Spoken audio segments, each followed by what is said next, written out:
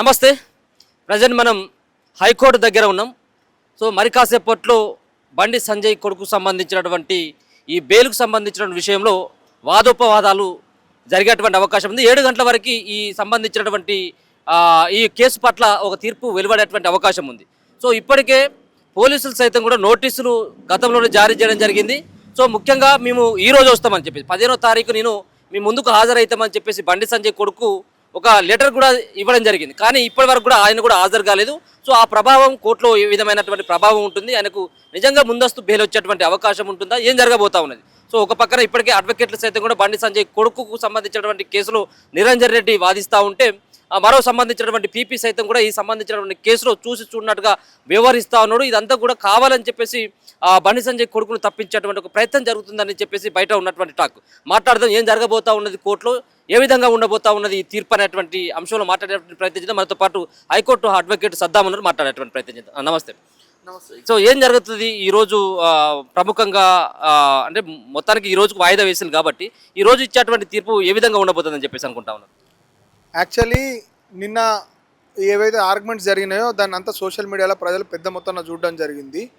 ఏదైతే రికార్డ్ అయిందో ఆ రికార్డు చూసి అక్కడ ఉన్న పబ్లిక్ ప్రాసిక్యూటర్ అసలు ఏం మాట్లాడలేడు, నిజంగా పబ్లిక్ ఇంట్రెస్టెడ్ ఉన్న కేసెస్లల్లో అంటే పాలిటిషియన్ ఇంట్రెస్ట్ ఉన్న కేసులలోనేమో సీనియర్ న్యాయవాదులను తెచ్చి 30 లక్షలు ఇచ్చి 20 లక్షలు ఇచ్చి ఏదైతే జోష్ కమిషన్కి సంబంధించిన వాళ్ళు కేసీఆర్ వాళ్ళు ఆ కాన్స్టిట్యూషనాలిటీని క్వశ్చన్ చేసినప్పుడు అక్కడనేమో సీనియర్ లాయర్లను పెట్టి రేవంత్ రెడ్డికి సంబంధించిన వేరే కేసులలో సీనియర్ లాయర్లను పెట్టే ప్రభుత్వము కానీ ఒక బాధిత మహిళకు వచ్చే వరకు ఒక డమ్మీ పీపీని పెట్టిందని చెప్పి ప్రజలు పెద్ద మొత్తంలో సోషల్ మీడియా పొద్దు నుంచి మనం చూస్తున్నాం. ఇవన్నీ గమనించినప్పుడు ప్రభుత్వం ఈ కేసులో ఇంట్రెస్టెడ్గా లేదు, బండి సంజయ్ కొడుకుని అరెస్ట్ చేయడానికి ఇంట్రెస్టెడ్గా లేదు, మాకెందుకు ఆ బదనామంతా ఏమైనా ఉంటే హైకోర్టు మీద వాడని ఆ జడ్జిల మీద వాడని అని చెప్పి వాళ్ళ భుజాల మీదకి వెళ్ళి మొత్తం కూడా ఆ దుమ్మును తీసి న్యాయ వ్యవస్థ మీద వేయడానికి ప్రయత్నిస్తున్నారు అన్నట్టుగా జరుగుతున్నది. ఇప్పుడు బెయిల్ వస్తేనేమో ఒక లెక్క ఉన్నది, బెయిల్ రాకపోతేనేమో ఒక లెక్క ఉన్నది అనే విధంగా న్యాయ వ్యవస్థ మీదనే ఇప్పుడు అందరూ ఆలోచిస్తున్నారు. సెక్షన్స్ కూడా మనం చూసుకోవచ్చు. అంటే 5 and 6 ఫోక్సో కేసులో ఉన్నటువంటి 5 and 6. సో ఇవి పెట్టిన తర్వాత కూడా ముందస్తు బెయిల్ ఇచ్చేటువంటి అవకాశం ఉంటుంది. గతంలో ఎటువంటి ఏమైనా రిపీట్ అయినాయి?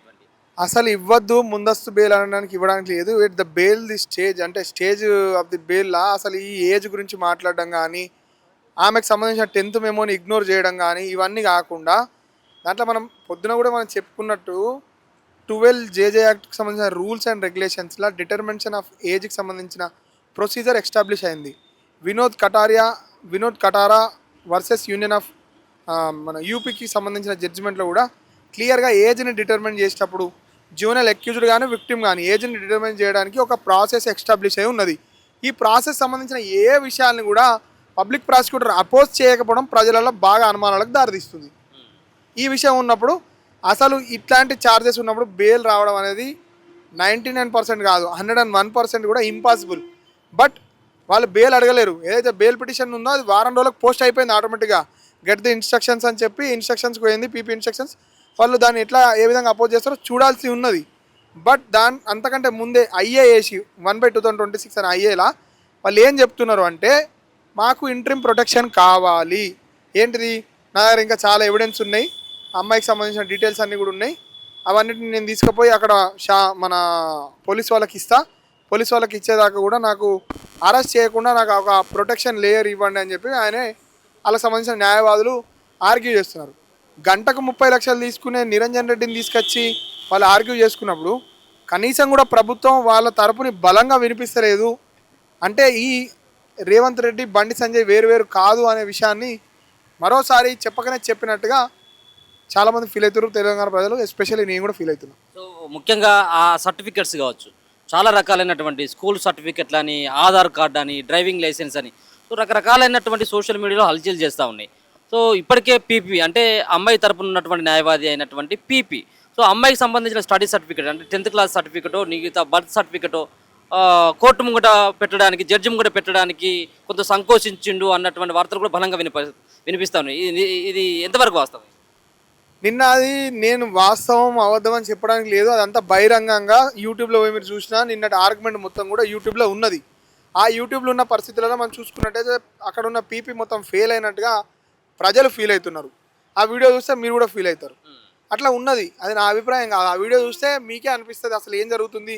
మన అవతల తరపున న్యాయవాది ఏమో అంత బలంగా వాదనలు వినిపించినప్పుడు పీపీ మొత్తం చేతులు ఎత్తేయడం ఏందనేది చూసుకుంటే అర్థమవుతుంది. సో గతంలో ఫస్ట్ థింగ్. సెకండ్ థింగ్, ఈ స్టేజ్లో బెయిల్ అనేది ఇంపాసిబుల్. థర్డ్ థింగ్, ఇది స్టేజ్ కాదు, ఇది ఫోరం కాదు. ఫోరం అంటాం అన్నట్టు, అంటే ఇది వేదిక కాదు ఏజ్కి సంబంధించిన ఏ ఫ్యాక్టర్ అయినా డిసైడ్ చేయడానికి. వాళ్ళు ఏదైతే ఛార్జ్ షీట్ గురించి చెప్తారో ఆ ఛార్జ్ షీట్ అసలు పోలీసు వాళ్ళు రాసిన ఛార్జ్ షీట్కి చట్టబద్ధత ఉండదు. అది ఆ కేసుకు మొత్తమే పరిమితం. దాన్ని పట్టుకొని ఏజ్ని డిసైడ్ చేసే అవకాశం 0.0 అవకాశాలు ఉంటాయి. రెండో, అది చేస్తే మాత్రం సుప్రీంకోర్టు పోతే 5 నిమిషాలు కూడా ఈ ఆర్డర్ నిలవదు. ర్యాష్ డ్రైవింగ్ గతంలో చేసింది కాబట్టి ఆ ఎఫ్ఐఆర్ను సంబంధించినటువంటి ఆ కేసుకు సంబంధించినటువంటి తీసుకొని వచ్చి ఇదే ఏజ్ అని చెప్పేసి ఆమె మైనరు కాదు ఆమె మేజర్ అని చెప్పేసి చెప్పేటువంటి ప్రయత్నం చేస్తాను. దీన్ని కోర్టు పరిగణలోకి తీసుకుంటుందా? తీసుకోదు. ఈరోజు ఇప్పుడు పల్లె నాగేశ్వరరావు ఏమో పీపీ ఉన్నారు, Pappu Nageswararao, if I'm not wrong, Pappu Nageswararao అనే కౌన్సిల్ ఆ అమ్మాయి తరపున రిప్రజెంట్ చేస్తున్నాడు. ఇలా అమ్మాయి తరపున వాదన వినిపించిన తర్వాత మాత్రమే మనం దీని మీద ఏదైనా ఒక డిసిజన్కి రాగలుగుతాము. వాళ్ళు కూడా చాలా అగ్రెసివ్ మేనర్లోనే ఉన్నారు. అంటే అగ్రెసివ్గానే అమ్మాయికి జరిగిన విషయం కానీ, మేము ఫస్ట్ రోజు ఇచ్చిన కంప్లైంట్లో సెక్సువల్ అసాల్ట్ జరిగిందని క్లియర్గా మేము చెప్పినాము. వాళ్ళు పోలీసు వాళ్ళు ఆ సెక్షన్ పెట్టకపోతే వాళ్ళు చేసే మిస్టేక్కి మాకేం సంబంధం అని చెప్పి అమ్మాయి తరపున సంబంధించిన లాయర్ కూడా గట్టిగానే నిలదీసే అవకాశం ఉన్నట్టుగా నాకు అనిపిస్తుంది అనిల్ గారు. ఆల్మోస్ట్ గతంలోనే నోటీసులు ఇవ్వడం జరిగింది, విచారణ రావాలని చెప్పేసి సిట్ అధికారిని కూడా చెప్పడం జరిగింది. సో ఆ రోజు ఆయన హాజరు కాకపోగా ఒక ఇమెయిల్ ద్వారా లెటర్ కూడా పంపడం జరిగింది. నేను 15వ తారీఖు వస్తానని చెప్పేసి, ఈ రోజు వస్తానని చెప్పేసి. ఇప్పటివరకు కూడా ఆయన హాజరు కాకపోవడాన్ని, విచారణకు కూడా సహకరించట్లేదు అన్నటువంటి అంశాన్ని కోర్టు ఏమైనా పరిగణలోకి తీసుకొని ఇంకేమైనా దీంట్లో మార్పులు చేర్పులు ఉండేటువంటి అవకాశం ఉంటుంది జడ్జిమెంట్లో? నాకు తెలిసి కోర్టు ఈ స్టేజ్లో అయితే ఈ పిటిషన్ని డిస్మిస్ చేసి, మీకు నోటీస్ ఇచ్చారు కదా, మీరు కోర్టుకు వెళ్ళండి, మీరు పోలీస్ స్టేషన్కి వెళ్ళి పోలీసు వాళ్ళకి సహకరించండి. పోలీసు వాళ్ళకి సహకరించి వాళ్ళు నిజంగా ఏదైనా అరెస్ట్ ఇట్లా రిమాండ్ ఏదైనా చేస్తే మీరు రెగ్యులర్ కోర్స్ ఆఫ్ ది మేనర్లో రండి, ఈ బెయిల్ పిటిషన్ మాత్రం మేము ఎంటర్టైన్ చెయ్యము అని అంటదని నేను అనుకుంటున్నాను. సో ఆ లెటర్ కూడా మనం చూసినప్పుడు అంటే వేరు వేరు రకాలైనటువంటి సిగ్నేచర్స్ కనబడతా ఉన్నాయి. మరో పక్కన పోలీసులు సైతం కూడా కొట్టేస్తూ ఉన్నారు. అది అసలు ఆ లెటర్ మా దగ్గరికి మా దృష్టికే రాలేదు అన్నటువంటి అంశాన్ని సైతం కూడా పోలీసులు చెప్తా ఉన్నారు. సో ఒక పక్కన లెటర్ ఫేక్ అని, ఇప్పటి వరకు వారం రోజులైనప్పటికి కూడా ఆయన ఆచూకీ లేకపోవడం, ఇదంతా కూడా ఎట్లా ఎట్లా కనబడతా ఉన్నది? ఇది చాలా పెద్ద మొత్తంలోనే మన ప్రతిపక్ష పార్టీలు కూడా ఆరోపిస్తున్నట్టుగా అతను ఎక్కడ కూడా కనబడకపోవడం, అతనికి సంబంధించిన ఎయిర్స్ ఉంటే ఎట్లా ఉంటాడు, గుండు ఉంటే ఎట్లా ఉంటాడు, బనెన్ ఉంటే ఎట్లా ఉంటాడు అని చెప్పి ప్రతిపక్ష నాయకుడు ప్రవీణ్ కుమార్ గారు కూడా ఒక ప్రెస్ మీట్ కండక్ట్ చేయడము, దాని తగ్గట్టుగా ఆ పిల్లగాడు ఇయ్యాలటి దాకా కూడా ఎవరైతే ఆయన విచారణకు హాజరు కాకపోవడము, ఇవన్నీ ఆ నోటీస్ని ఇగ్నోర్ చేయడము. 15వ తారీఖు నాడు వస్తాడు కదా, మరి 15వ తారీఖు నాడు ఇప్పుడు పోవాలి కదా, ఈ టైం కాదు కూడా పోలేడు. మళ్ళీ పోలీసు వాళ్ళు డీసీపీ కూడా అసలు ఈ లెటర్ మేము కన్సిడర్ చెయ్యము అని చెప్పి క్లియర్గా చెప్పేసారు. అంటే ఎంత చూస్తూ ఉంటే పోలీసులు పట్టుకొని అరెస్ట్ చేసేటువంటి అవకాశమో లేకపోతే విచారణకు రావాలని చెప్పేసి గట్టిగా కోరేటువంటి అవకాశం ఏముండదా? అసలు ఆల్రెడీ దీన్ని పోలీసులు సైతం కూడా ఈజీగానే తీసుకున్నట్టుగా ఏమైనా అనపడతా ఉందా? ఆ డీసీపీ ఏదో చెప్తున్నారు కదా, 4 బృందాలను ఏర్పాటు చేసాము, 8 టీంలు ఏర్పాటు చేసామని. మరి ఆ 8 టీంలకు బృందాలకు కూడా అతను ఎక్కడున్నాడో ఆచూకు తెలియడం లేదా? అతనికి రాష్ట్ర ప్రభుత్వం పూర్తిగా సహకరిస్తుంది అనిల్ గారు. ఆ విషయంలో క్వశ్చన్ లేదుగా. ఇన్ కేస్ స్టేట్ గవర్నమెంట్ తలుచుకుంటే దొరకడా అండి? దేశ చరిత్రలో ఎప్పుడన్నా ఉందా సెంట్రల్ హోమ్ మినిస్టర్ కొడుకు అబ్స్కాండింగ్ ఉండడం? మనం రాత్రి అక్కడ మనం సోషల్ మీడియా చూసుకున్నట్టయితే హైదరాబాద్ మొత్తం ఫ్లెక్సీలు కట్టారు అబ్స్కాండింగ్ అని చెప్పి. అంటే మీరు కూడా ఒకసారి గమనించండి, ప్రభుత్వ సహకారం లేకుండా ఇంత పెద్ద విషయం జరిగే అవకాశం ఉందా? ఆ తల్లికి సంబంధించిన ఎఫ్ఐఆర్ 5 గంటలకు పోతే బరాబర్ వాళ్ళు ఎంటర్ అయ్యే టైంకి వాళ్ళ ఫోన్లు ట్యాప్ చేసినా మరి ఏం చేసారో తెలియదు, అక్కడ 5 గంటలకు ఎఫ్ఐఆర్ అయింది. 5 గంటల నుంచి ఆ ఎఫ్ఐఆర్ కాపీ ఆమె రాసి ఇచ్చిన తర్వాత రాత్రి 11 గంటల దాకా కూడా, రాత్రి 12:45 దాకా కూడా ఎఫ్ఐఆర్ రిజిస్టర్ చేయలేరు అనిల్ గారు. 5 గంటల డిలే ఆఫ్ ది ఎఫ్ఐఆర్లా అంత దారుణం ఏమున్నది, ఏం జరిగింది అని చెప్పి వాళ్ళకి సంబంధించిన లాయర్ ఇవన్నీ విషయాలు చెప్తాడని నేను అనుకుంటున్నాను. సో ఒక పక్కన గతంలో మనం చూసుకోవచ్చు సెక్షన్స్ మనం ఫస్ట్ రోజు 8వ తారీఖు ఒకరి సెక్షన్స్, దాని తర్వాత విచారణ అయిపోయిన తర్వాత అమ్మాయితోటి వాంగ్మూలాన్ని తీసుకున్న తర్వాత సెక్షన్స్ కూడా మార్చడం జరిగింది. అంటే ఇదంతా కూడా పర్ఫెక్ట్ అయినటువంటి వాళ్ళ దగ్గర ఇన్ఫర్మేషన్ ఉంటేనే ఆ అమ్మాయి మైనర్ అని చెప్పేసి తేల్చిన తర్వాతనే ఇటువంటి సెక్షన్స్ పెట్టినట్టుగానే మనం కూడా అనుకోవాల్సిన అవసరం, ఎందుకంటే దానిపైన ఒక ప్రత్యేక సిట్ని ఏర్పాటు చేసింది కాబట్టి. సో అయినప్పటికీ కూడా ఇప్పటి వరకు కూడా ఆమె మైనర్ కాదు ఆమె మేజర్ అని చెప్పేసి వాదించడంలో ఏంటిది అసలు అర్థం ఏంటిది అసలు ఎందుకని చెప్పేసి ఈ మైనర్ మేజర్ అన్నటువంటి ఇష్యూ బాగా పెద్దగా తెర మీదకి వస్తుందని చెప్పేసి అనుకోవచ్చు. ఈ విషయము డిస్ప్యూట్ అయినప్పుడు ఎవరైతే విచారణ అధికారి గారు ఉన్నారో ప్రెస్ మీట్ పెట్టి మేము ఈ డాక్యుమెంట్స్ అన్ని కలెక్ట్ చేసినాము, ఫస్ట్ అమ్మాయి పేరు చేంజ్ చేయాలి, ఈ డిస్టిక్ కలెక్టర్ ఒక ఉత్తర్వు జారీ చేయాలి, ఆ అమ్మాయి నా పేరుతో పిలవద్దు అని చెప్పి. సెకండ్ థింగ్, ఆమెకు సంబంధించిన ఫోటోలు వీడియోలు బయట పెట్టిన వాళ్ళందరి మీద ఫోక్సో కేసులు మరియు రేప్ కేసులకు సంబంధించిన వాళ్ళ ఐడెంటిటీ డిస్క్లోజ్ చేస్తే ఏ కేసులు అయితే ఆ కేసులు పెట్టాలి. మూడో విషయం ఏదైతే మీరు అడిగిన పాయింట్ ఉందో, విచారణ అధికారి గారు కోర్టుకు చెప్పాలి ఆమెకు సంబంధించిన ఏజ్ విషయంలో డిస్టర్బెన్స్ ఉంటే ఆమె 10th మెమోని కన్సిడర్ చేయాలి. వాళ్ళ అమ్మ కూడా ఇలా నా బిడ్డ డేట్ ఆఫ్ బర్త్ సర్టిఫికెట్లు చూస్తున్నారు కానీ నా బిడ్డతో జరిగిన బాధ చూస్తలేరు అని చెప్పి ఆమె ప్రెస్ను కూడా నోట్ రిలీజ్ చేయడం జరిగింది కదా. అన్న తర్వాత కూడా మరి ఈ హైకోర్టు న్యాయమూర్తి గారు కూడా ఒక మహిళనే ఉన్నారు. మరి ఇవన్నీ ఫ్యాక్టర్స్ని ఏ విధంగా గమనిస్తారో చూడాల్సిన అవసరం ఉన్నది అనిల్ గారు. సో మీ వ్యక్తిగతమైనటువంటి అంటే ఏం జరగబోతా ఉన్నది అని చెప్పేసి అనుకుంటా ఉన్నారు మరి కాసేపట్లో, అంటే 6-7 అవుతుంది అని చెప్పేసి అంటా ఉన్నారు కాబట్టి, సో ఈ కేసులో ఉన్నటువంటి ఆధారాలు అంటే పీపీ వాదించేటువంటి విధానం కావచ్చు, లేకపోయినట్టయితే అమ్మాయి పెట్టినటువంటి కేసు కావచ్చు, వీటన్నిటి కనుక చూసినట్టయితే ఏం జరగబోతుందని చెప్పేసి భావిస్తాను. నాకు తెలిసి అయితే బెయిల్ ఈ స్టేజ్లో ఇవ్వకపోవడమే జరుగుతుందేమో అని అనుకుంటున్నా. ఇక బెయిల్ వస్తే మాత్రం సమాజంలో ఒక రాంగ్ మెసేజ్ వెళ్తుంది. ఎందుకంటే ఆ ఎఫ్ఐఆర్ డిలే చేయడంలో లేటు, ఆ ఎఫ్ఐఆర్లో సెక్షన్ పెట్టడం లేటు, దాని తర్వాత 164 రికార్డ్ చేయడం లేటు, దాని తర్వాత హైకోర్టుకి వచ్చిన తర్వాత కూడా వాళ్ళు ఎఫెక్టివ్ వేలో రిప్రజెంట్ చేయకపోవడం లేటు. ఇవన్నీ సందర్భాలు ఉన్నాయి కాబట్టి సమాజానికి మాత్రం మంచి మెసేజ్ మాత్రం వెళ్ళదు. అన్న ఏంటి ఇది ఏం జరగబోతా ఉంది? మీరు అంటే మొదటి నుంచి కూడా చూస్తా ఉన్నారు, దాదాపుగా 8వ తారీఖున కేసు అయితే ఇప్పటి వరకు కూడా అరెస్ట్ లేదు, అసలు ఆయన ఆచుకు కూడా లేడు, పరారు అయిపోయిందా ఉన్నాడు అనేది కూడా ఏం లేదు. సో ఈ రోజు కోర్టులో ఏం జరుగుతుందని చెప్పేసి భావిస్తాను, ఎట్లయితే ఆ అమ్మాయికి న్యాయం జరుగుతుంది అని చెప్పేసి మీరు భావిస్తా ఉన్నారు? అయితే నిన్న కోర్టులో ఆర్గ్యుమెంట్స్ విన్న తర్వాత as per my knowledge and my concern, అంటే నా నాలెడ్జ్ ప్రకారం నా కన్సర్న్ ప్రకారం బెయిల్ వచ్చే సూచనలు అయితే కనిపిస్తున్నాయి. సో ఇదే నిర్మల్ జిల్లాలో మామాడ గ్రామం అనే ఒక గ్రామంలో ఇట్లనే ఒక ఫోక్సో కేసు రిజిస్టర్ అయితే ఎమ్మటే అక్యూజ్ ని తీసుకుపోయి అరెస్ట్ చేసిర్రు. అదే విషయము ఈ బండి భగీరథ అనే విషయంలో ఎందుకు చేయలేకపోతారు అంటే, ఇక్కడ మనం అర్థం చేసుకోవాల్సింది ఏంటంటే క్లియర్ గా వాళ్ళ నాన్న ఇన్ఫ్లుయెన్స్ ఏదైతుందో క్లియర్ గా పనిచేస్తున్నది. సో ఈ కోర్టులో ఆర్గ్యుమెంట్స్ వింటున్నప్పుడు ఏమంటున్నారంటే, మన నిరంజన్ రెడ్డి ఎవరైతే ఉన్నారో అడ్వకేట్ కౌన్సిల్ ఏమంటున్నారంటే, we're not special to every, అంటే మేము కూడా అందరి లెక్కనే చట్టం ఉందని చెప్తున్నారు. మరి చట్టం ముందు అందరు సమానమైనప్పుడు ఇప్పుడు మామాడ గ్రామంలో ఫోక్సో అక్యూజ్ ని అరెస్ట్ చేసిన వాళ్ళు బండి భగీరథని ఎందుకు అరెస్ట్ చేయలేదు? కనీసం ఇప్పటివరకు లుకౌట్ నోటీసులు ఇవ్వట్లేదంటే అంటే మనం క్లియర్ గా అర్థం చేసుకోవాల్సిన విషయం ఏంటంటే, వీళ్ళ బండి భగీరథ అనే వాళ్ళ నాన్న బండి సంజయ్ పొలిటీషియన్ కాబట్టి, కేంద్ర మంత్రి కాబట్టి ఆ ఇన్ఫ్లుయెన్స్ ఖచ్చితంగా కనిపిస్తుంది. ఒకసారి బండి సంజయ్ గారిని బర్తరఫ్ చేస్తే ఆటోమేటిక్ గా ఎక్కడున్నాడో తెలిసిపోతుంది. పవర్ ఉంది కాబట్టి దాన్ని మిస్యూజ్ చేస్తున్నాడని మా అభిప్రాయం. కోర్టులో కూడా చూసుకోవచ్చు, అంటే ఇక్కడ ఉన్నటువంటి పీపీ గారి వాదన కూడా సరిగ్గా లేదు.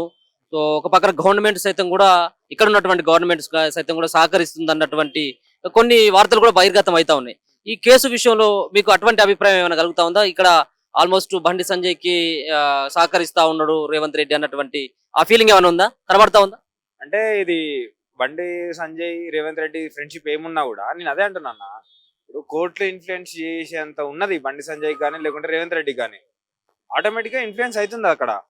It is clearly seen in the honourable high court. ఇప్పుడు సరిగ్గా వాదన చేయకుండా ఉండి ఖచ్చితంగా బెయిల్ ఇస్తే మాత్రం ఖచ్చితంగా ఈయన వాదన చేయకుండా అన్నట్టే కదా.